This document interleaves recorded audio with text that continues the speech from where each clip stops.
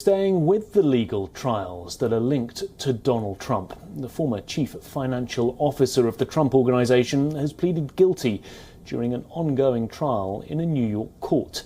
Alan Weisselberg pleaded guilty to 15 counts and acknowledged he failed to pay taxes on $1.7 million of income. The long-term Trump employee could now face a 5-month prison term on those charges, but would likely serve about 100 days behind bars. He's also been ordered to pay $2 million in back taxes and penalties. Alan Weisselberg has been with the company for almost 50 years. He worked his way up the ranks, and people within the company say he knows a lot about the financial dealings and business interests that former President Trump is involved in. Now, Alan Weisselberg was charged last summer, more than a year ago. He was the only Trump Organization executive charged in a 3-year investigation being conducted by the Manhattan District Attorney's Office. He was scheduled to go to trial in October along with the Trump Organization on these tax fraud charges. Well, as part of the deal, Weisselberg will testify at the financial crimes trial of the Trump Organization, potentially making him a star witness at the upcoming trial. That trial is set for October the 24th. It remains unclear, though, how cooperative he will be once he's on the stand. It's to be noted that former President Donald Trump has not been charged in the case.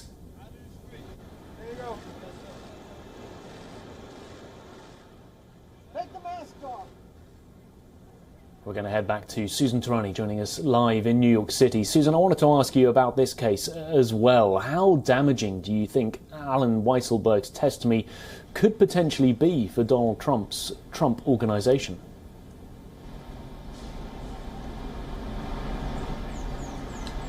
So the Trump Organization is facing similar charges as Alan Weisselberg, but Weisselberg really has been a loyal force in the Trump orbit, really starting to work for the Trump company since the 1970s when Donald Trump's father was at the helm. So it's unclear, as you mentioned, how much his testimony will have an effect, considering the fact that, first of all, Donald Trump hasn't been charged, as you mentioned, and Weisselberg didn't implicate that his boss, Donald Trump, would be part of the plea.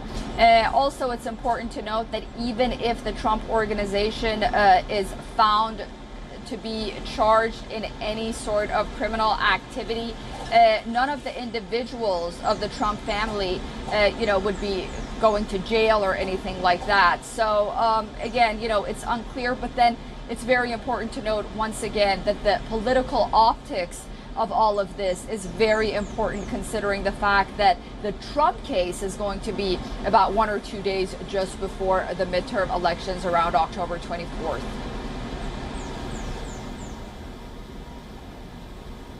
Yeah, very interesting timing. Susan Tarani joining us live from New York City. Thanks for your time this morning.